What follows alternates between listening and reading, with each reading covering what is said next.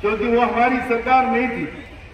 लेकिन लोकतांत्रिक व्यवस्था में जो सरकार हमने बनाई, जिन्हें हमें झूठे आश्वासन दिए, खोखले आश्वासन दिए, जुमले दिए, वो सरकार के विरोध में हमें साल भर के ऊपर, जब कोरोना का समय था, बारिश थी, ठंड थी, धूप का रात था, कई हमारे किसान वहां पर, हमारी माता बहना शहीद हुई और सरकार को उसकी गिनती भी नहीं रही।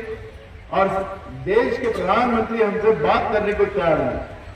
किसान के पसीने की बदबू, हमारा किसान का तो पसीना जो होता है वो तो उसका सुगंध ही अलग है, लेकिन हमारे देश के प्रधानमंत्री को हमारा पसीना बदबू लगता है। किसान से बात करना उनके लिए बहुत बड़ी तकलीफ है।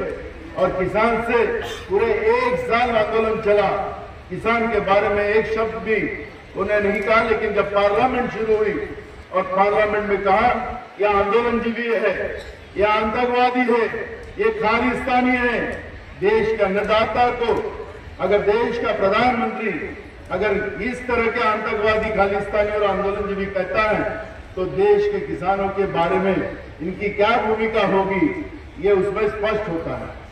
आपने कहा है कि मैं महाराष्ट्र से हूं।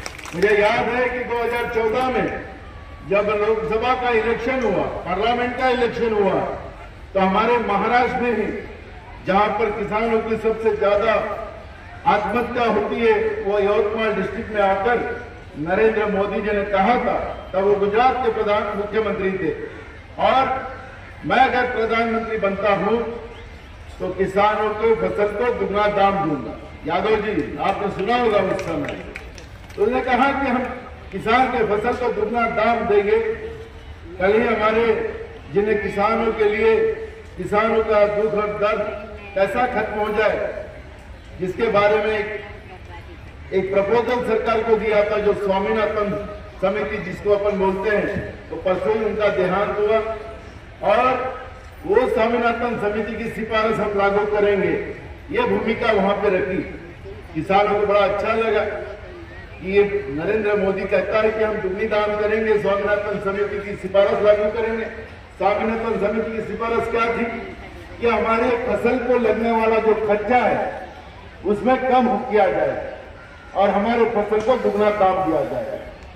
अब मुझे बताइए, जैसे प्रधानमंत्री और उन्होंने कहा कि मेरी जैसी सरकार आपके आशीर्वाद से बनेगी, तो हम पहली जो सही होगा, हमारा सही जो होगा, वो किसान के कर्जा माफी पे हल करेंगे।